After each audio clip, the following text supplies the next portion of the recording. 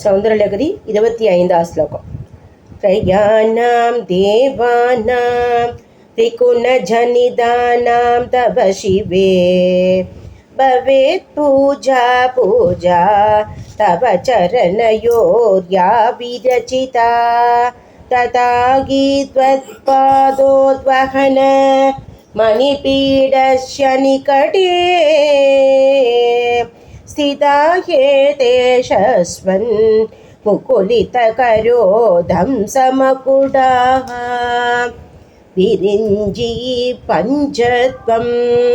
व्रजति हरिराप्नोति विरतिं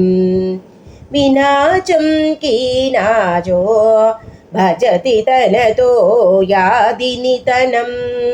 विदन्द्री माहेन्द्री विततिरपि सम्मीलिततृषा महासंहारेऽस्मिन् विहरति सदी त्वत्पतिरसौ जभोजल्पकशिल्पं सकलमभिमुत्रा विरचना गतिप्रदक्षिण्य ग्रमणमचनाद्याहुतिभितिः प्रणामग संवेशग सुखमखिलमात्मार्भनतृषा सबर्यापर्याय तव पवतु यन्मे विलसितम् सुधामभियास्वाद्य प्रतिभयजरा मृत्युहरिणी बिभत्यन्ते विश्वे विधिचदमघात्यादिविशतः करालं यक्ष्वेलं खबलिधवत कालकलना न सम्भोस्तन्मूलं तव जननि ताडङ्गमहिमा किरीटं वैरिञ्जं परिहरपुरग कैटपपितग कटोरे कोटीरे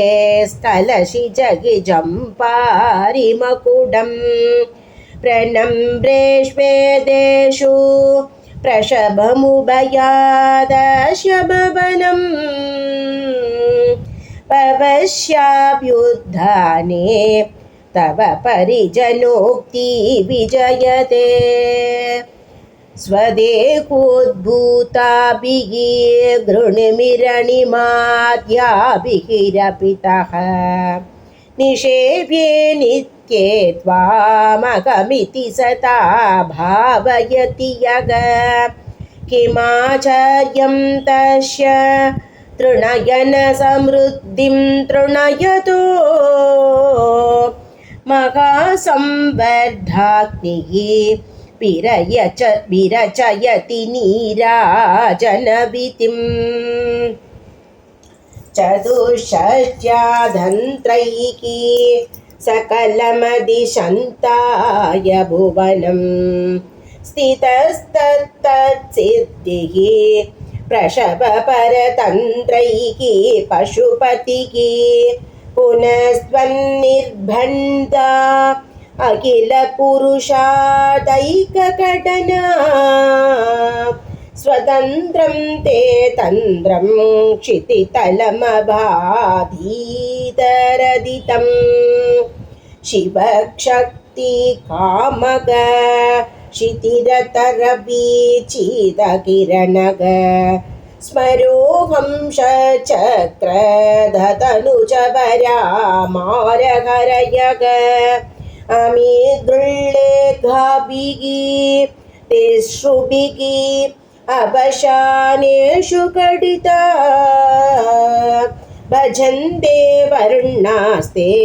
तव जननि नामावयवदा।